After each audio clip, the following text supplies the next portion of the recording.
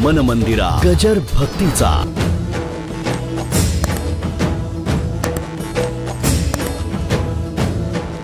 दुःख कळतं कारण दुःखामध्ये विषमता आहे आणि आनंदामध्ये समत्व असल्या कारणाने तो कळत नाही. पण वा आहा वा वा म्हणजे काय? वा हे ज्याला कोणत्याही विशेषण देता येत नाही. आनंद म्हणजे काय? आनंद. वा वा म्हणजे काय? क्या बात है, क्या बात है, क्या बात है, क्या बात है, कुछ नाही, क्या बात है. लक्षात आलं का? त्याचं उत्तर विचारलं तरी तेच येतं. क्या बात आहे, कुछ नाही, क्या बात आहे. आनंद म्हणजे काय? आनंद म्हणजे काय? आनंद. हेच वैशिष्ट्य आहे याचं. तसं इतके रंगून गेले. शेवटी जनाबाईंनी विचार केला, नाम आहे, ज्ञान आहे, निवृत्तीनाथ समोर बसलेले आहेत. प्रसन्न निवृत्ती राजा ज्ञानदेव निवदारू, या लागी ज्ञानदेव नाम गुरुकृपेने पावलो. या लागी ज्ञानदेव नाम. त्या कीर्तनाला सगळे जमलेले आहेत. मुक्ताबाई आहे, जनाबाई आहे, सुपान काका आहेत, हे टाळ घेऊन उभे राहिले. श्रोते निवृत्तीनाथ आहेत, बाकी सगळे जमलेले आहेत चंद्रभागेच्या वाळवंटात. जनाबाई जरा असं रेटून बोलणारी होती. आता देवाला जी बोलत होती ती बाकी कोणाला ऐकेल का? आणि ज्ञानोबारायाला एवढं रेटून बोलणार तरी कोण? माझा ज्ञानराजा गोपाळाशी, म्हणजे गोपाळ दुसरे कोणच नाहीत. वारकरी म्हणजेच गोपाळ. त्या वारकऱ्यांना नाव दिलंय गोपाळ बरं का. त्या अभंगाचं आहे बघा. योगी आमनी जनाधानी जे सुखासनी शयनी, गोकुळच्या गवळीया गोपी गोधना सकळा, ते सुख फावले रे, हरी सुख फावले रे, बाप रुक्मादिवर विठ्ठले, आणि ते सुख सौंगड्या दिधले रे. बाप रुक्मादिवर विठ्ठलाने तेच वैष्णव वारकऱ्याला सुख दिलं. आणि म्हणून माऊलीला सांगितलं, जनाबाई म्हणते माझा ज्ञानराजा गोपाळाशी लाया वाटी. आणि कुठे घडलं? नामदेव कीर्तन करी, पुढे देव नाचे पांडुरंग. आणि कीर्तन सुरू झालं नामदेव महाराजांचं. देव कुठे? देवळात राहतोय. ही रात्रीच्या कीर्तनाची पद्धत ही देवामुळे सुरू झाली. ही जी तुम्ही म्हणता ना उशिरा कीर्तन, उशिरा कीर्तन का? बडव्याने एकदा कुलूप घातलं, शेजारती झाली की देवाचा निरोप यायचा नारदाजवळ. शेजारती झाली की देव मोकळा झाला. हा पण अडचण होती. लबाड देव, लबाड हो लबाड. आईसाहेब म्हणल्या कुठे जाता रात्रीचं? भलते सलते प्रश्न विचारून होते. आणि हळूच देवाने बाहेर पडायचं बरं का. आता शेजारची झाली, निवांत झोपावं की नाही? मला सांगा, सबन दिवस काम करून नवरा घरी येतो इतपत बरा आहे, पण रोज रात्री 12 वाजता जर नवरा तुमचा बाहेर पडू लागला, काय कराल? काय कराल?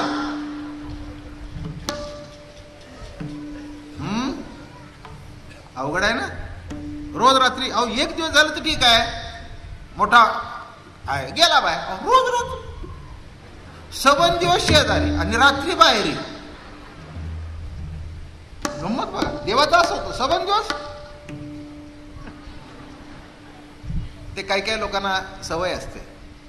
काही काही बघा जोडपं तुम्हाला रात्रीच दिसेल फिरायला. सबन दिवस आम्हाला मिळत नाही म्हणून रात्रीचे बाहेर पडतो. बर जोडपं बाहेर पडताना ठीक आहे, एकटंच बाहेर पडते. झालं बाबा, एक दिवस झाला, 2 दिवस झाला, असे हे बरेच दिवस झाले. देवानी यावन इकडे कीर्तनामध्ये अभंगच आहे. नावडे वैकुंठ शेषाचे शयन. तर वेळ नाही आपल्याला एवढं सगळं, मी जमून गेलो.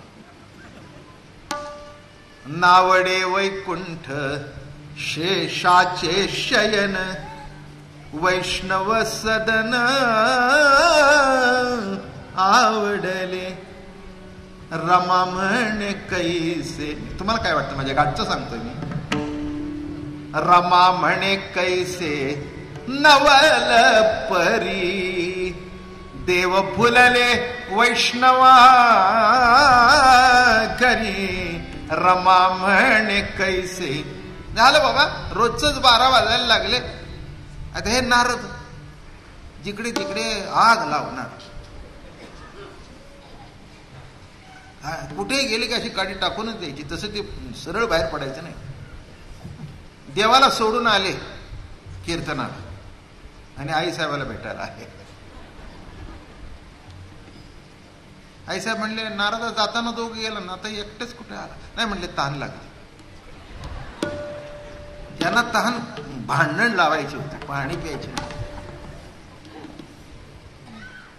म्हणून काही काही माणसांनी सवय असते बरं का आग लावायची.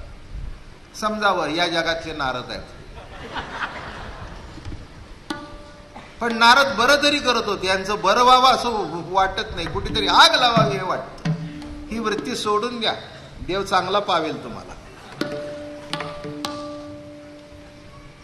एक लक्षात ठेवा, कुणाला काही सांगायचं असेल तर चांगलं सांगा, उणं दुणं सांगू नये.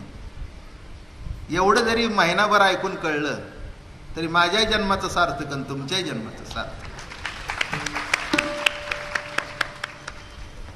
पण कळेल तेव्हा ना आम्ही तरी काय करा. ये मृत्यू लोकीचे उफराटे असो म्हणले.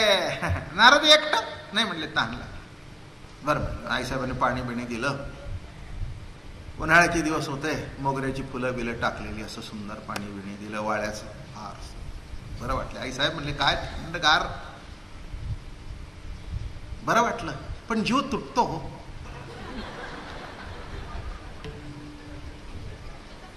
माझ्या देहाला बरं वाटलं पण आईसाहेब जीव तुटतो.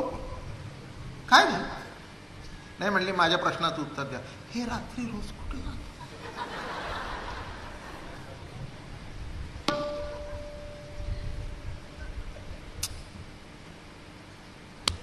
आईसाहेब मोठ्याच्या घरात वागायचं म्हणजे आम्हालाही अवघड असतं.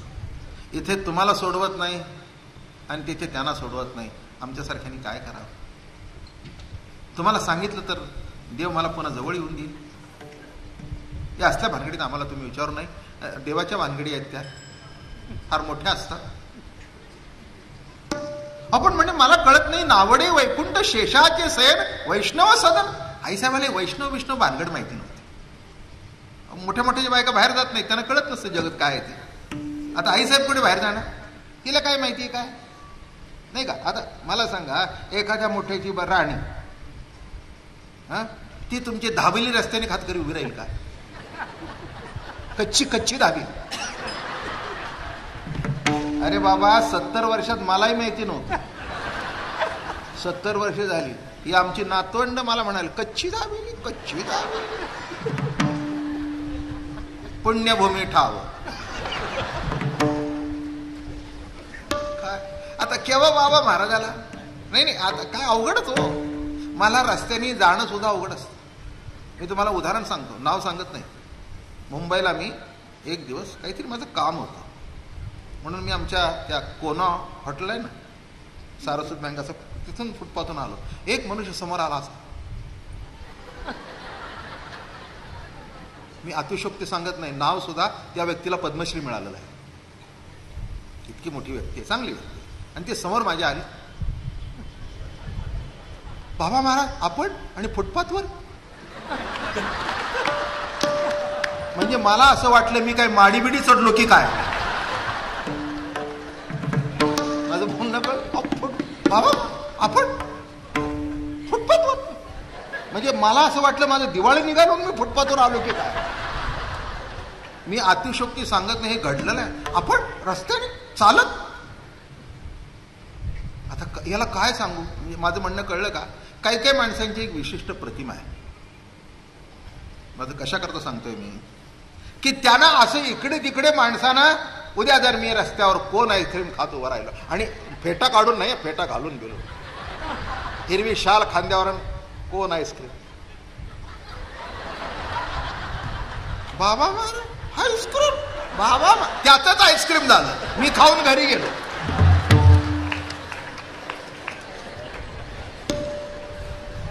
किती अवघड आहे. हा, कठीण कठीण कठीण किती. महाराज पण सुद्धा फार अवघड आहे. कोणाशी बोलणं अवघड, कोणाला या म्हणणं आवड, दुसरा म्हणतो त्यांना या म्हणले. या नाही म्हणावं तर फार लांब राहतात समाजापासून. अगदी जवळ कोणाला जाता सुद्धा येत नाही हो, फार दुर्मिळ. बोलू ना बोलू, आता काय करू. का म्हणून देऊळ बंद झाल्यानंतर चोरून जातो. आता चोरून जाताना बायकोला न्यायची वय बरोबर, बायकोला कशी बरोबर न्यायची. आणि कुठे जातो वैष्णव. आता हिलाही काही वैष्णव माहिती नाही. बरं एवढं सांगायला तरी कुठे फुरसत आहे. हे येत आहेत ते सगळे आपल्याकडे वैष्णवच आहेत, सांगायला फुरसत नाही. म्हणले आई साहेब ते वैष्णवाकडे जातात. वैष्णव कशी दिसते.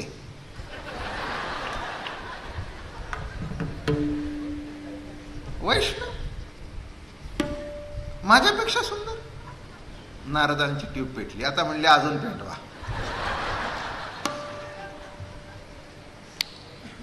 नारद म्हणले काय सांगू आई साहेब, कुठल्या तुम्ही. ती जर वैष्णवी तुम्ही बघितली, हा हा हा हा काय सांगू. अहो मी कशाला सांगायला पाहिजे. एवढ्या जगातल्या सुंदर असून रोज 12 वाजता तुम्हाला सोडून जातो. तुमचे 12 वाजून. अभंग मी माझ्या गाठ. नावडे वैकुंठ शेषाचे शयन वैष्णव सदन. पुढे बघा. रमा म्हणे कैसे नवल परी देव भुलले वैष्णवा घरी. काय भानगड आहे हे. काय भानगड काय. ते म्हणले आईसाहेब तुम्हाला यायचंय का. म्हणले बघू ते तरी.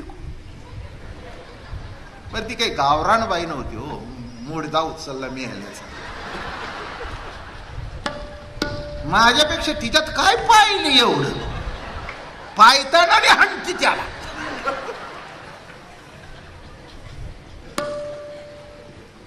बरं वाटलं ज्यांचे हे शब्द परिपाठाचे आहेत. सगळ्या कॅटेगरीचं कीर्तन सांगा, म्हणजे ज्याला त्याला वाटलं आपला शब्द कीर्तनाचा.